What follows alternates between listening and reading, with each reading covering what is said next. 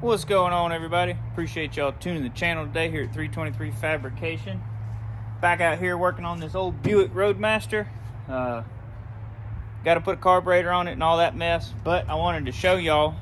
We pulled the plugs and put transmission fluid or PV blast or something in the cylinders, I can't remember, and let it soak. It's been soaking probably a week and a half to try and get down around them rings so they don't stick to the cylinder walls, because all the valves are adjusted and you'll get moisture in the cylinders from it sitting. Well, it was last tagged in, I believe, 86.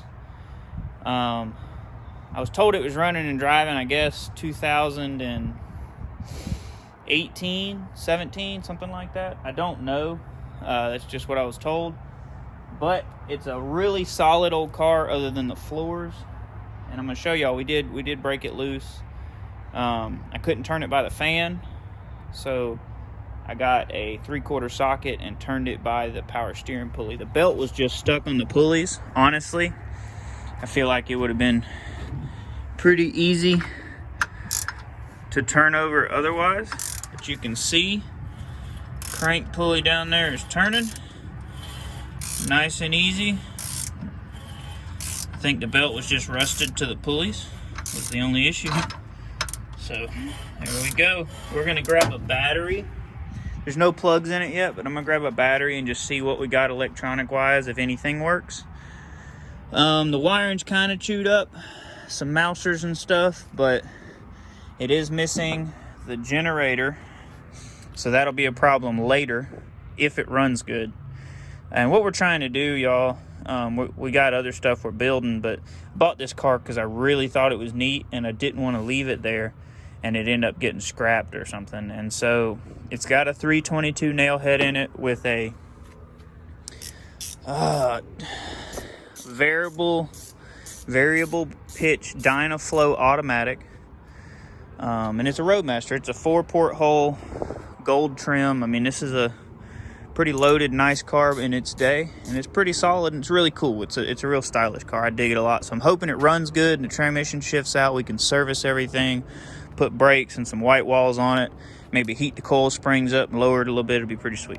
But we're gonna go grab a battery and get started. All right, y'all, we got this Optimane here. It's got a dead cell, but it's got enough juice to mess with stuff. I did some Googling. This is the start, what did I just call that thing? Relay? Yeah, that's the factory start relay deal. So Buick's in 55, and there's 2 wires that run up to where the carburetor was, and I've actually got a push button switch in my pocket, but I figured out I can just jump it over here. With the key on, you just mash the accelerator pedal and it's supposed to start. But I do want to show y'all. So key on, and by the way, Buick, off is to the right, on left, and then you can lock the column and pull it out. But check this out. Turn the lights on. We have headlights. I don't even believe it. Both headlights work and both taillights work, which is really, really exciting to me. And then let's go turn those off and I'll show y'all. You just come under the hood, come down here, and you find this one. Let's see if I can put y'all in a better spot to see what I'm doing here. Got that one there. Turns over. Sounds pretty good. So that's the plan. I'm gonna go get that Holley 2-barrel. Figure out, I guess that's the fuel pump. So we gotta figure out how to feed the fuel pump from just a gas can, you know, and do all that fun stuff. Making the carburetor fit on there. We gotta put plugs back in it. Probably clean the factory ones, put them back in and see if they want to act right. If not, I'll go buy a set of plugs. And then this battery won't do it. We'll end up having to probably steal the battery out of the forklift. It's a whole lot bigger. But the idea was to give it a try and see if we can make it spin over. So I guess we could check to see if we got fire while I turn it over, huh? We could. Yeah, we'll do that. We'll check to see if we got fire. We'll go grab another screwdriver. All right, y'all, so we're gonna check and see if we got fire. Dad's got a screwdriver in a plug wire. I'm gonna come over here and hit our start button. And you see if it had fire, there'd be a spark.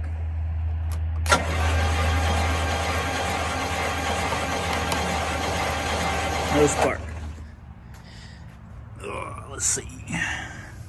Well, there's your coil wire.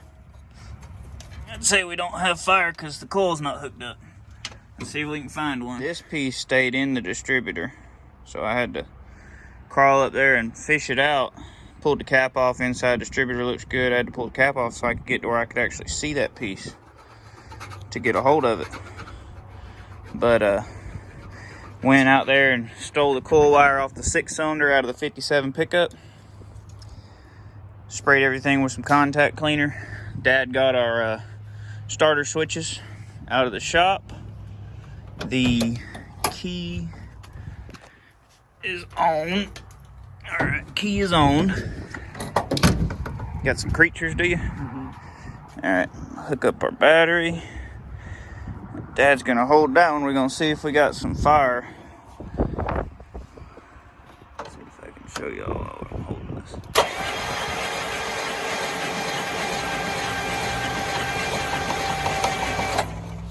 All right, doesn't look like we got fire. Still not getting a spark. And I was thinking maybe these 2 wires needed to be hooked up off the carburetor to complete the circuit, tell stuff to work. But when I touched them together, it scared the life out of me because it tried to start. So now there's our start button temporarily, and we got to figure out why we don't have any fire. No fire. Pulled the old coil and condenser off. Have an identical one Dad went and got that was off the 390 out of our Cadillac. So we're gonna try it, see if maybe that's the problem. If it doesn't work, then I guess I gotta get the test light out and figure out where the power's stopping at and not going as far as it's supposed to. But he made a good point. When we bought this car, there was a MSD blaster coil laying on the intake under here. It wasn't hooked up to nothing, but it was laying under here, but it was busted, so we threw it away. But maybe the coil's the problem. All right, those 2 wires were cut, so that's immediately a problem. That's the next thing we're trying to tackle. I'm working on pulling the radio out from under the dash where hopefully I can get in there and actually see the harness to be able to remove some, get some slack and re-splice the wires. But I mean, there's a pile of cables under here, but it's actually surprisingly clean. I know it's not really easy to tell, but I got the blower switch off, and then this leaned up where I can take them bolts out. And hopefully the radio will drop without a ton of issues. I don't really want to take anything apart. I don't have to, but we definitely got to fix the ignition wire. Look at those little lights on the dash. Light up the dash. Isn't that cool? So much stuff. So Dad suggested pulling the glove box door and the glove box liner, which I tried to be real careful with it. This was already pretty much broke, but we got it out. Or maybe I can get enough slack in there. But I want y'all to see the finish on this dash. Just look at that. This thing will clean up really good. And I'm hoping it runs good. But now, of course, it's starting to rain. So we'll see what we can see. But check this out. This is the parts house the man that owned the car worked at. Pretty neat, huh? Neat old pin. It was stuck down inside there. But there's a lot to that story. Those old letters and stuff were pretty neat. And I'll tell y'all more about that later, but I'm gonna keep plugging away. We are trying to make a little more progress on the Buick today. This is the resistor that came off of it. I broke it trying to get these screws to back off. So I went and stole that one out of our 57 150. And I'll continue to, that's a vacuum line that feeds into the inside. It's off the fuel pump, but there's the grommet that goes right up there, and we'll shove that back in there, keep them wires off firewall. But went ahead and wired the blower motor back up too. What I did was I got the harness, I took it loose on this side over here from the clock and a light, a cigarette lighter, and drug the harness back that way, or I could pull enough slack down and actually get it crimped on there and then pull the wires back through. So hopefully it didn't tear nothing else loose, but I'm gonna go grab a screwdriver. Let's see if we got any spark this time. Still no fire. The rotor's new. The cap looks new. I'm gonna replace this. It wire's real stiff, so I'm guessing it might be original. I don't know, or at least older, if we have a new one. But we do have power at the distributor and the coil. The points were closed up, gapped them, and then filed them, so they should be clean, but they're not popping. So this is our next guesstimate as to what may be the problem. Here's another one. This is the D204 we had before. Dad compared it. It looks like it matches the length of wire on the coil mounted one. This is a D203, and it's the same length and also has the brass end on it. And then here's a brand new set of points, but I don't want to use that unless I got to, so I'm going to try this first.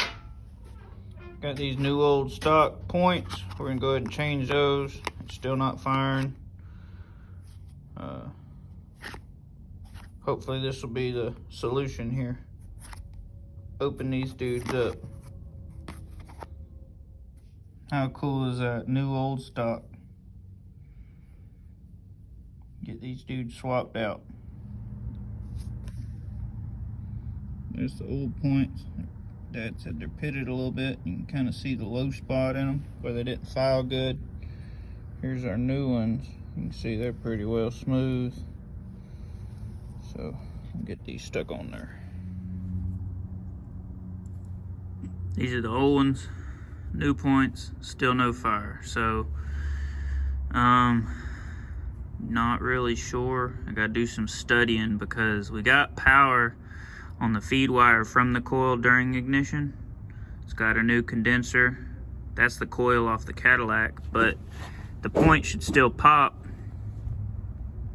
and they're not doing that, even with, you know, the cap off. So I don't know. Gotta do some studying. All right, y'all. We set the points, and then I added a ground wire from the body of the distributor to the negative side of the battery. Now we got fire. Now we got fire.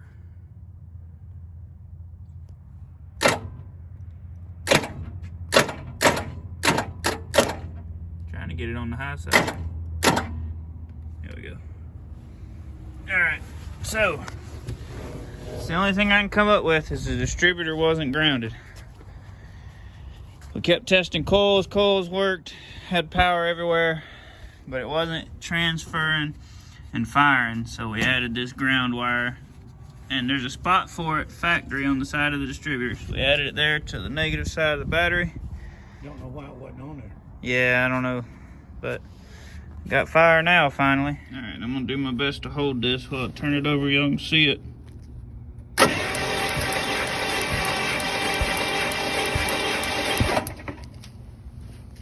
There you go. Got fire. Sprayed our plugs with carb cleaner and wire brushed them, cleaned the threads, cleaned the tips of them best we could. Now I got some anti-seize on them. We're gonna throw these dudes back in here, see if we can make some noise. All right, all the plug wires are back on. If it runs, it's definitely gonna have to have a set of plug wires because they're cracked and stiff. This is our ignition switch here. Y'all go get a zip tie and zip tie it up somewhere where it's easier to reach and not in the way of the fire, because we're just gonna hit it with some starter fluid with no carbonator on it and see what it does. I went ahead and pulled this big Hydro Boost reservoir power brake deal off. There is no master cylinder under the car, I figured out, so took that thing off because it's probably garbage anyway, and we bypassed it just to get a little more room, be able to get to the motor and kind of see everything, make life easier. Take the bracket off eventually, but there you go. So let me go get a zip tie, and then we're gonna see what it does.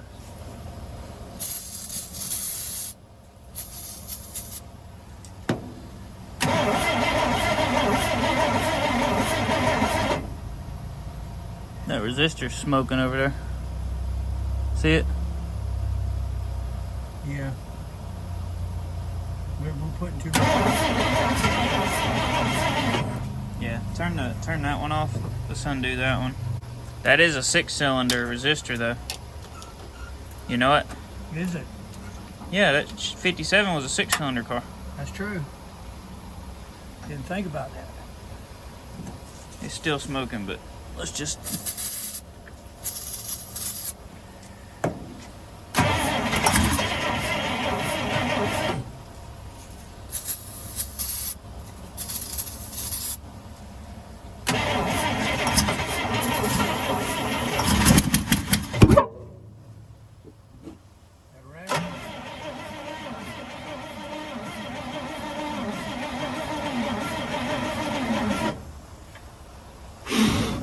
It's on fire!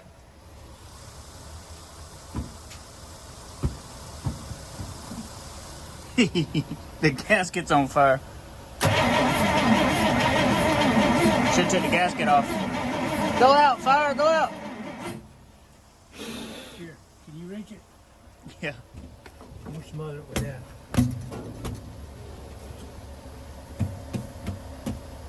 The gasket is literally on fire. Need to take the gasket off. Yeah. It's on fire! Should have took it off beforehand. Yeah, well, you don't think about those things. No, you don't. Can we get a little gasoline?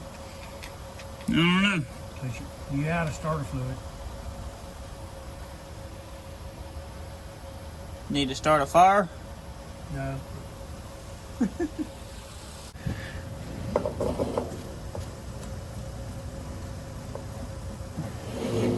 Shouldn't hurt nothing, and just give it a little more compression. You ready? Mm-hmm.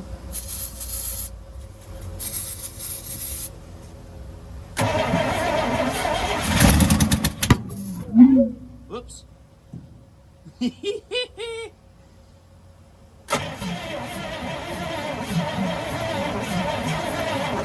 it ain't got no fuel to burn. That stuff evaporates so quick. Yeah, If think you ever put it in a closed system Yeah. where it can't evaporate, carb cleaner will work. Carb cleaner be better, you think? It'll work. Think the fire's out yet? Seems to be.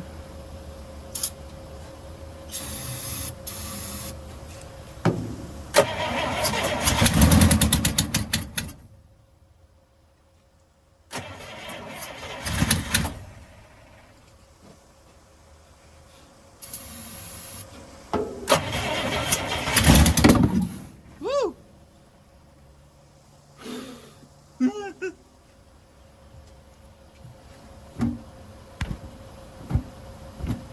I just thought about something. What? That's the fuel line.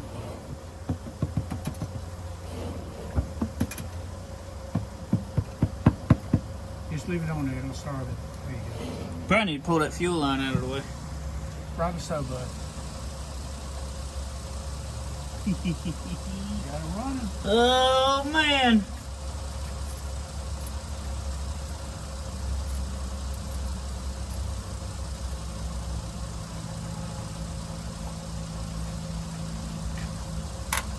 I don't even know what that stuff is.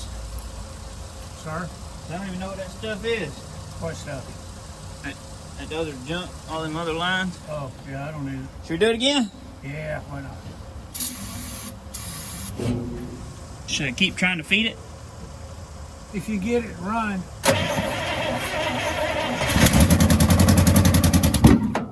God, dog. it's blowing, its timing's off or Something.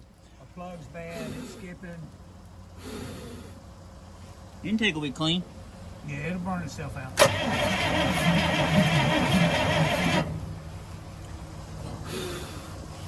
Well, it runs. It's time for a carbonator.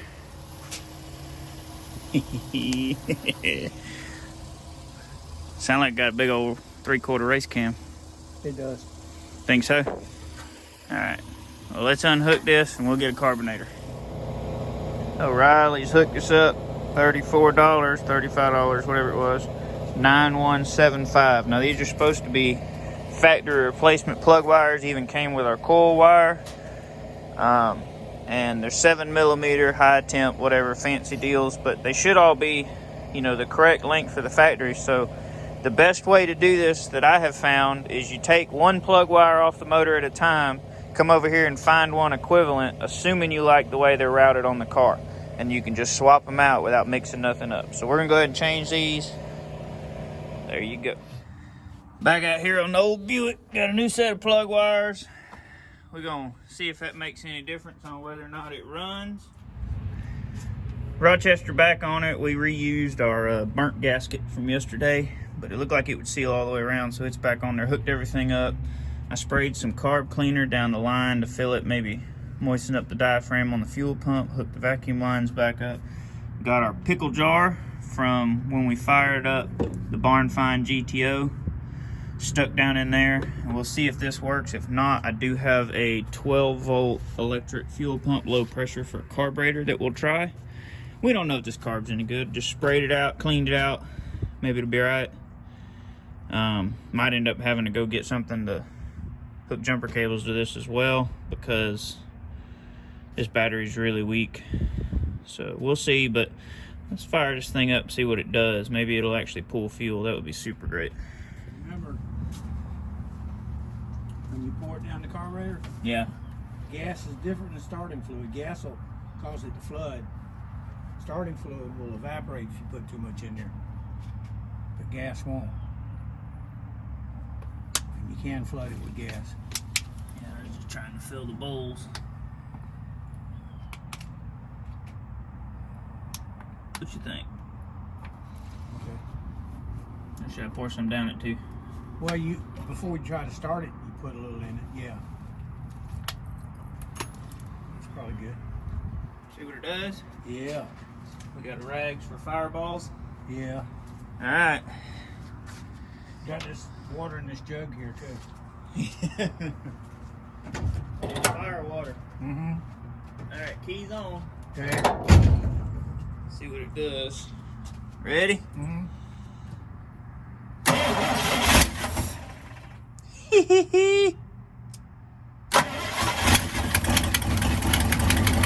No way, dude. No way, dude. It's gonna run. A little more gas? Yeah, it just needs gas. Just needs gas.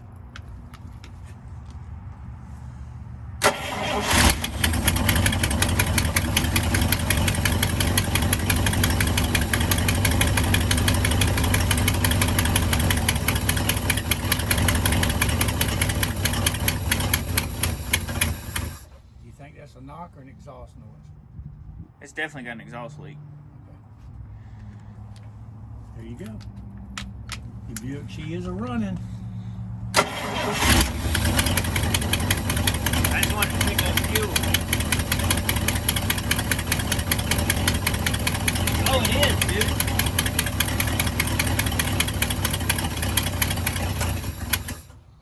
It is. There ain't no gas in the jar. Really? There's no gas in the jar. The fuel pump's working. Good. All right, set this up here so it don't leak. That was half a jar of fuel. It's gonna be good on gas mileage. That is a Hemi. I watched the video today. Yeah. Okay, and they did this in real time. Right.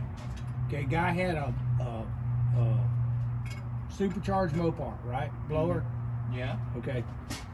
And they were filming. He pulled out from his driveway. Person filming the gas gauge. I bet he didn't go 3 miles and it dropped a quarter of a tank.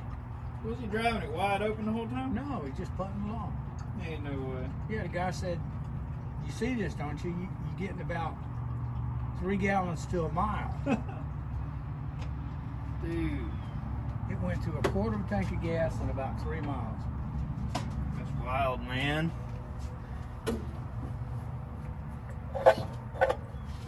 Alright,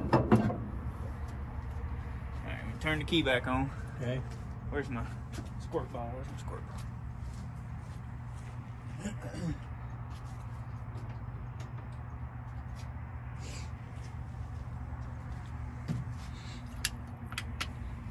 You ready? Mm-hmm.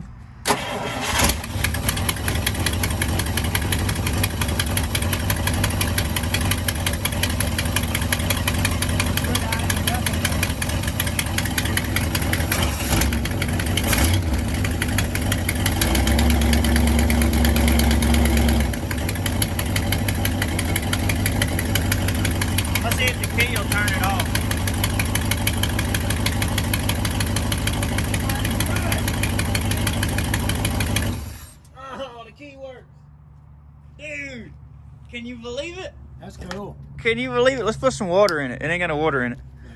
Probably ain't good to run that water pump dry for that long. A little bit of fuel leak on her. Oh, it's gonna freeze again tonight. You know that. Oh, yeah. Well, Maybe we shouldn't run it. I don't know. I want to run it. I mean, it ain't nothing just to drain it. This one's easy to get to. It's right there. Somewhere. There it is. I think your power steering pump's leaking. Yeah, I think you're right. We should probably check it and see if it's got any in it. That way it doesn't run dry either. Dude! Never know. Cars are funny. It runs. Man, this is awesome. All right, let me get some water. Put Some water in it, topped off the power steering fluid. We're gonna fire it up, let it idle a little while. See what it does. I'm gonna hit the kick. I'm just gonna hit the button and see what it does without adding gas.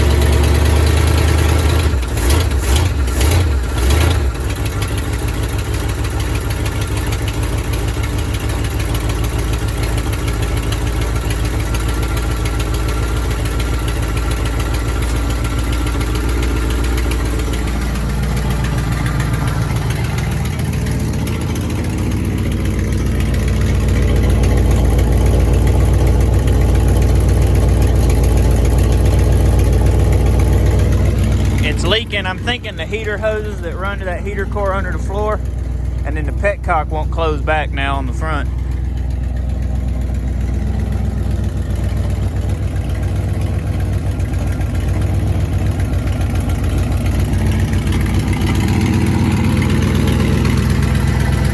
What you think, man? Runs, don't it?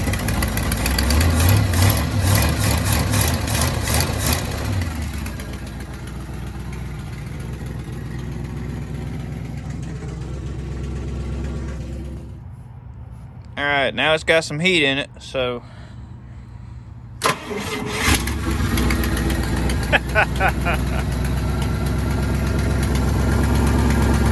I'd say it runs. Man, this is one cool old car.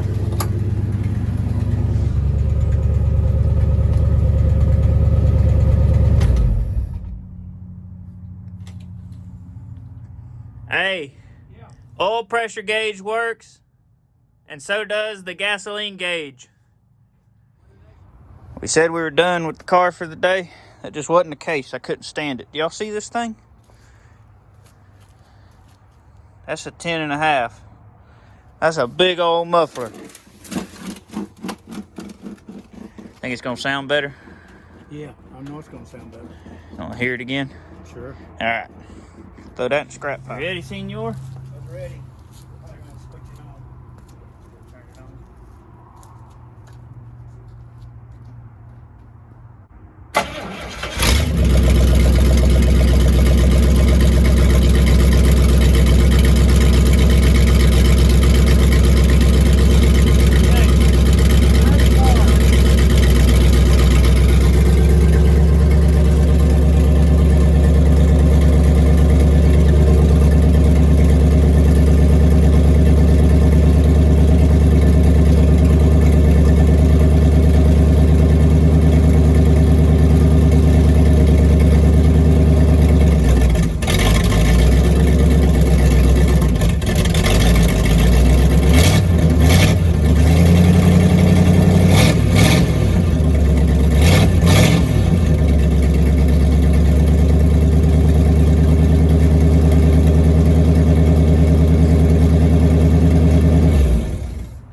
definitely better, huh?